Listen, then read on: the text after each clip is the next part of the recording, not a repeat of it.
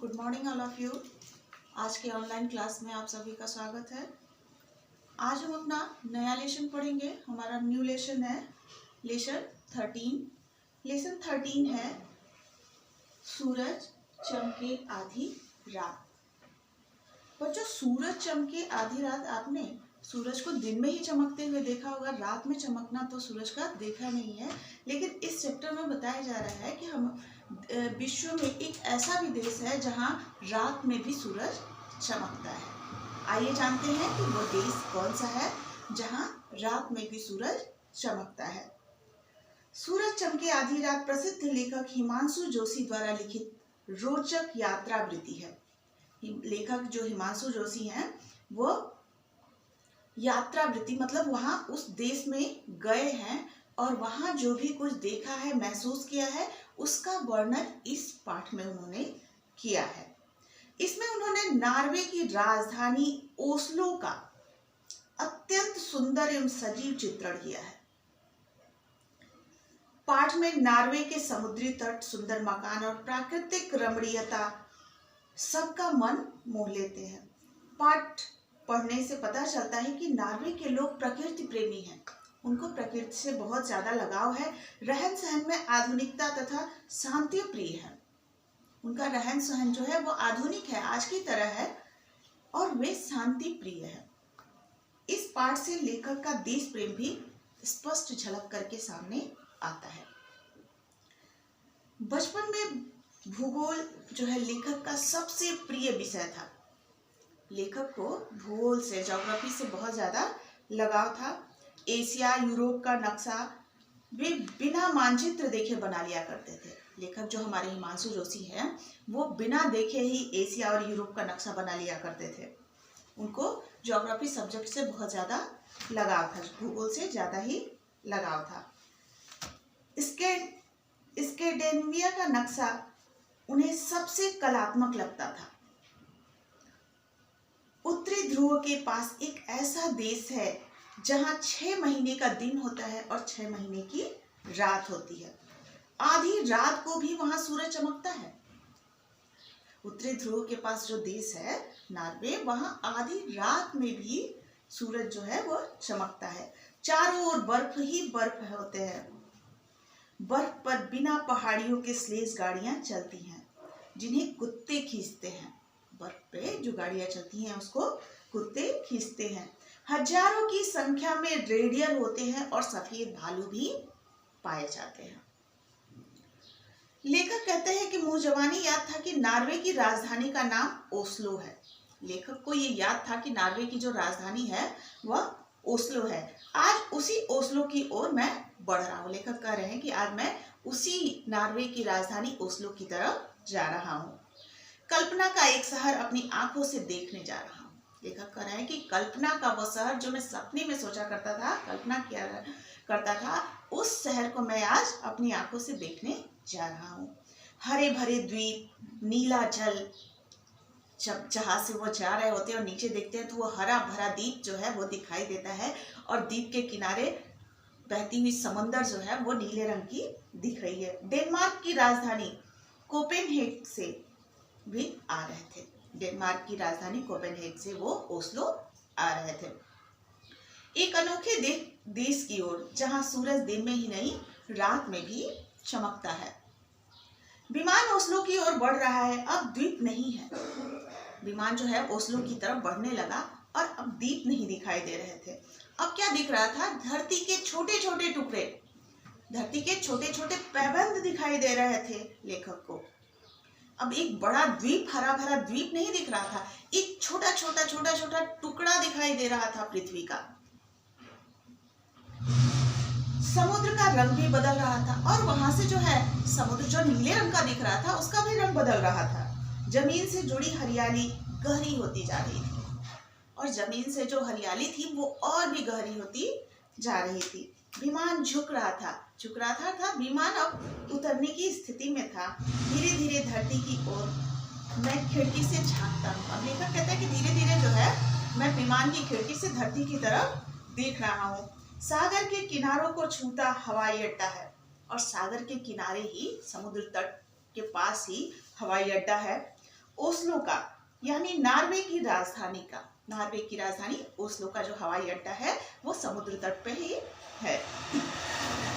एक हल्का सा झटका लगता है, पहियों का हवाई जहाज की जमीन से टकराना।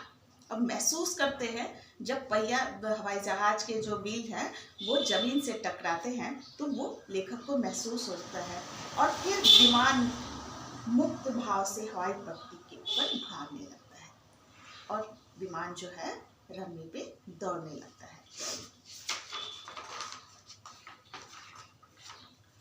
रात के 10 बज रहे हैं। लेखक कह रहे हैं कि जब मैं ओस्लो के हवाई अड्डे पे पहुंचा तो रात के 10 बज रहे थे। मेरे आश्चर्य का ठिकाना नहीं था क्योंकि चारों ओर चमकती हुई धूप थी। रात के 10 बजे भी चारों तरफ धूप जो है वो चमक रही थी, बिल्कुल पहाड़ों में जाड़ों की धूप जैसी। अब जैसे जाड़े की धूप में गर्माहट कम होती है, हल्की ताप होती है, उस तरह की धूप जो है वो खिली हुई थी। पीली ठंडी तापहीन, पीले रंग की ठंडी और तापहीन, जिसमें ताप नहीं थी, गर्माहट नहीं थी, ऐसी धूप वहां खिली थी। बस केवल उजाला था। अब ये समझ लीजिए कि एक तरह का उजाला था।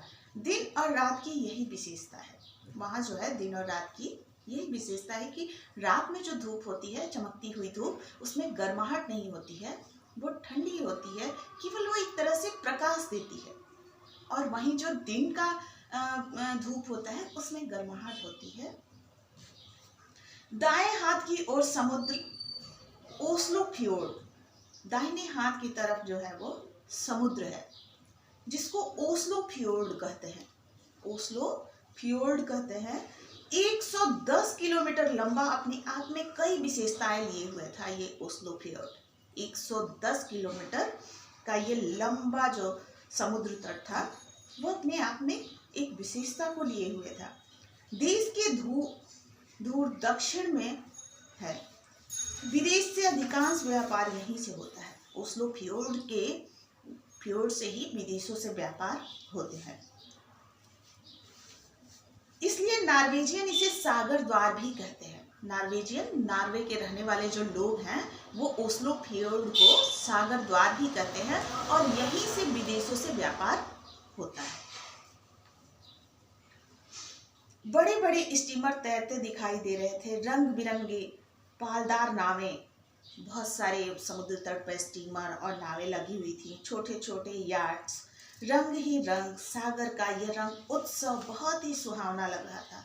अब सागर में लाइन से खड़े हुए स्टीमर और नाव जो देख करके बहुत ही सुंदर लग रहा था मानो किसी स्वप्न देश की यात्रा कर रहे हैं। लेखक कह रहे हैं कि ऐसा लग रहा था जैसे मैं सपने में किसी देश की यात्रा कर रहा हूँ। जिस तरह लाल, पीली, नीली, हरी नावें हैं, उसी तरह ताजे फूलों की रंग वाली कारें भी हैं। और जिस तरह से रंग बिरंगी नाव समुद्र में है, उसी तरह जो है फूलों से सजी हुई जो है वहाँ कार भी है। हरी धरती, खुला आसमान, स्वच्छ सागर। अब कवि जो है प्रकृति का वर्णन करते हुए कहते हैं कि हरी भरी धरती है, स्वच्छ आकाश है और दूर तक फैला हुआ समुद्र। इनके बीच ये रंग बिरंगी गाड़ियां किसी चित्रकारी का एहसास दिलाती हैं और इसके बीच में जो है फूलों से सजी धजी ये जो गाड़ियां हैं वो किसी चित्र से कम नहीं लगती। ऐसा लगता है जैसे कि प्रकृति ने वहाँ चित्रकारी कर रखी है, जैसे किसी कुशल चितेरे ने पूरी कुशलता से रंग भर दिया हो। कभी कहते हैं कि ऐसा लग रहा है कि जैसे एक कुशल चित्रकार जो है बहुत ही कुशलता के साथ उस जगह में रंगों को भर दिया हो। इस तरह से सुंदर सुहावना वहाँ का वातावरण था। कबूतर के आकार के पक्षी सीगल यानी सागर पाखी झुंड में उड़ रहे हैं। कबूतर के आकार के सीगल एक पक्षी है जो सागर के किनारे उड़ रहे हैं, झुंड में, एकदम झुंड बना करके ये सीगल जो है उड़ रहे हैं। एक अजीब सी कोई कोई का आवाज कर रहे हैं। ये जो सीगल है वो कोई कोई का आवाज कर रहे हैं। पंख फड़फड़ाने का स्वर है और पंख फड़फड़ाते हुए ये उड़ रहे हैं। पहाड़ियों की हल्की सी ढलान, उस पर चादर की तरह फैला है ये शहर। पहाड़ियों की ढलान पर ओस्लो जो है वो फैला हुआ है। कभी कहते हैं ऐसे लगता है, लेखक कहते हैं कि ऐसा लगता है कि जैसे एक चादर की तरह से पहाड़ियों की ढलान पर ये शहर फैला हुआ हो। सभी मकान खूबसूरत हैं। हर घर के आसपास बगीचे बनाने की सुंदर परंपरा है और प्रत्येक घर के पास जो है बगीचे लगाने की सुंदर परंपरा है। यहाँ हरी भरी मुलायम दूब है। दूब घास, एक तरह का विशेष घास होता है जिसको हम दूब कहते हैं। रंग बिरंगे फूल, कहीं चेरी, आड़ू तो कहीं सेब के वृक्ष दिखाई दे रहा है। सब्जियों में पालक, गोभी और सलाद के चौड़े चौड़े पत्ते, सब कुछ कितना सुरुचिपूर्ण है। लगभग प्रत्येक मकान के आगे पीछे जो है इस तरह की व्यवस्था है। सब्जियां उगाई जा रही हैं, फल उगाए जा रहे हैं, साथ ही सुंदर फूलों का बगीचा भी है। ओस्लो में प्रवासी भारतीयों की संख्या 1600-1700 के लगभग होगी। ओस्लो में जो प्रवासी भारतीय भारत से जाकर के जो वहाँ बसे हुए हैं उनकी संख्या 1600-1700 लोगों के आसपास थी। नार्वेवासी भारतीयों की कार्यनिष्ठा तथा परिश्रम के प्रशंसक हैं।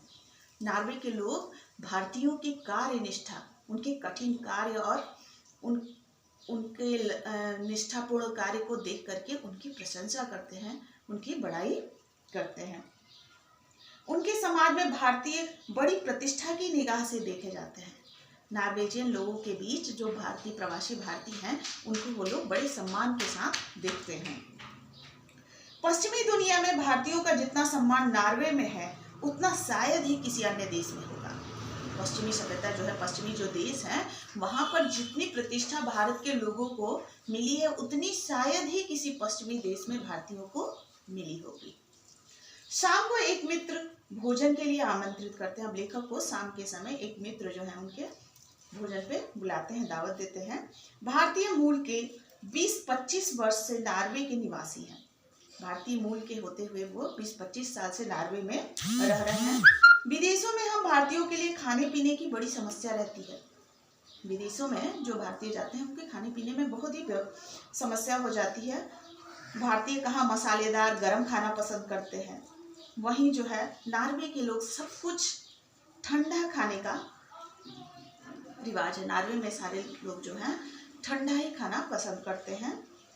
दूध भी ठंडा, प्राय सब कुछ कच्चा, दूध भी वो ठंडा ही प्रयोग करते हैं और लगभग सब कुछ कच्चा ही खाते हैं।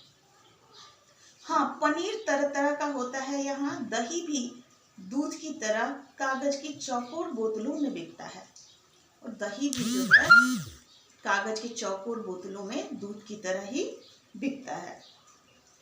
अतः जब कोई भारतीय मित्र भोजन के लिए आमंत्रित करता है तो मैं मना नहीं कर पाता। अब लेखक कह रहे हैं कि वहां रहने वाला कोई भारतीय जब मुझे भोजन के लिए आमंत्रित करता है, दावत देता है, तो मैं कभी मना नहीं कर पाता हूँ, मैं उसके यहाँ चला जाता हूँ। मित्र के घर जाते हैं। अब लेखक जो है मित्र के घर जाते हैं। मित्र का घर जो है मुल्लेफास्ट नामक एक अच्छी सी बस्ती में उनका मकान है। मित्र का जो मकान है वो मुल्लेफास्ट नामक एक अच्छी सी बस्ती में है। नॉर्वेजियन लोगों के बीच अकेले भारतीय, उनका रहन सहन भी किसी नॉर्वेजियन से कम नहीं था। अब नॉर्वे के रहने वाले लोगों के बीच एक भारतीय जो है वो भी इतने अच्छे से रह रहे थे कि उनका भी जो जीवन शैली है वो नॉर्वेजियन से कोई कम नहीं था। जापानी कार, और उनके पास जो है एक जापानी कार है, वातानुकूलित एयर कंडीशन कार। कार में बैठे बैठे जैसे ही दरवाजे के पास पहुंचते हैं, दरवाजा अपने आप खुलता है और कार अंदर जाती है और कार को छोड़ करके आते ही दरवाजा अपने आप बंद हो जाता है। गैरेज का द्वार खुल जाता है और सिम सिम की तरह खुल करके बंद हो जाता है। हम गाड़ी छोड़कर आते हैं। लेखक कहते हैं कि हम जैसे ही गाड़ी छोड़ करके आते हैं दरवाजा जो है वो बंद हो जाता है। मित्र का घर वैसे ही सजा हुआ था। अब लेखक कहते हैं कि मित्र का घर भी बहुत ही सजा धजा था, जैसे नॉर्वेजियन के घर सजे धजे रहते हैं। यह गर्मी का मौसम है। लेखक बता रहे हैं कि जिस समय वो ओस्लो नॉर्वे गए थे उस समय गर्मी का सीजन था। उन्होंने सैकड़ों प्रोन खर्च करके घर के बाहर गमलों में लाल पीले फूल उगाए हैं। इस मकान का पूरा ऊपरी हिस्सा जो है वो लकड़ी का बना हुआ है। लेखक के मित्र के मकान का जो ऊपरी हिस्सा है वो लकड़ी का बना हुआ है। भयंकर शीत में भी घर को गर्म रखने की पूरी व्यवस्था है। कड़ाके की ठंड में भी घरों को गर्म रखने की पूरी व्यवस्था है। अरसे बाद घर जैसा भोजन मिला था। अब लेखक कहते हैं कि बहुत लंबे समय बाद जो है मुझे घर जैसा भोजन खाने को मिला था और हिंदी में बात करना बड़ा अच्छा लग रहा था। लेखक कुछ क्षणों के लिए तो ये भूल ही गए थे कि वे भारत में नहीं है। को ऐसा लगा घर जैसा भोजन और हिंदी में बात करना देख करके ऐसा लग रहा था कि वो भारत पहुंच गए हैं। उनको भारत में होने का भ्रम पैदा हो गया था। भोजन के बाद लेखक और मित्र घूमने के लिए बाहर जाते हैं। रात के 11 बज रहे हैं पर अभी भी धूप जो है वो खिली हुई है, उजाला है। हाँ, सड़कों पर चहल पहल नहीं है। रात के 11 बज गए हैं, उजाला है, लेकिन सड़क पे जो है वो चहल पहल नहीं है, सन्नाटा है। इसी सन्नाटे से लगता है कि यह दिन नहीं रात है। जब सन्नाटा है इससे लगता है कि ये रात का समय है, दिन का समय नहीं है। नॉर्वेजियन लोग प्राय जल्दी सो जाते हैं, लेकिन भारतीय, पाकिस्तानी या अफ्रीकी लोग देर से भोजन करते हैं और देर रात तक जागते रहते हैं। देखिए यहाँ दे रहा है कि कितने अंतर है नॉर्वे के लोगों में और हमारे हिंदुस्तान और पाकिस्तान, अफ्रीका आदि देशों से वहाँ का रहन सहन कितना अलग है। वहाँ के लोग जो है नॉर्वे के लोग जल्दी सो जाते हैं और सुबह जल्दी उठते हैं, जबकि हमारे भारतीय, अफ्रीकी और पाकिस्तान में जो भी लोग हैं वो देर रात को भोजन करते हैं और देर रात को वो सोते हैं। मतलब काफ़ी रात गए वो सोते हैं। जब तक अंधेरा ना हो जाए उन्हें नहीं लगता कि रात है, पर यहाँ अंधेरा कहाँ। अब लेखक कहते हैं कि हमारे यहाँ तो जब तक अंधेरा नहीं हो जाता है तब तक लोगों को लगता ही नहीं है कि रात हुई है, लेकिन नॉर्वे में तो अंधेरा होता ही नहीं है, तो फिर वो कैसे जानते हैं कि रात हो गई। पर ये अंधेरा कहाँ, यह देश तो सूरज चमके आधी रात का है। लेखक कहते हैं कि नॉर्वे में अंधेरा कहाँ होता है। समय प्रांत जो है वहाँ चहल पहल बंद हो जाती है, सड़कों पे सन्नाटा छा जाता है, इससे पता चलता है कि रात हुई है। सूरज चमकी आधी रात। विश्व में एक ऐसा भी देश है जहाँ रात में भी सूरज चमकता है। वह देश क्या है? हमारा नॉर्वे है। डेनमार्क, नॉर्वे, ओस्लो, ये सारी जगह हैं जहाँ रात में भी सूरज चमकता है। बच्चों इस पाठ को ध्यानपूर्वक पढ़िएगा। इसमें जो भी कठिन शब्द हैं उसको आप अगली क्लास में पूछ सकते हैं। अभ्यास कार्य खुद करने की कोशिश कीजिएगा। आगे आपको दिया भी जाएगा प्रश्न उत्तर और अभ्यास कार्य दोनों जो है आपको PDF के माध्यम से दिया जाएगा।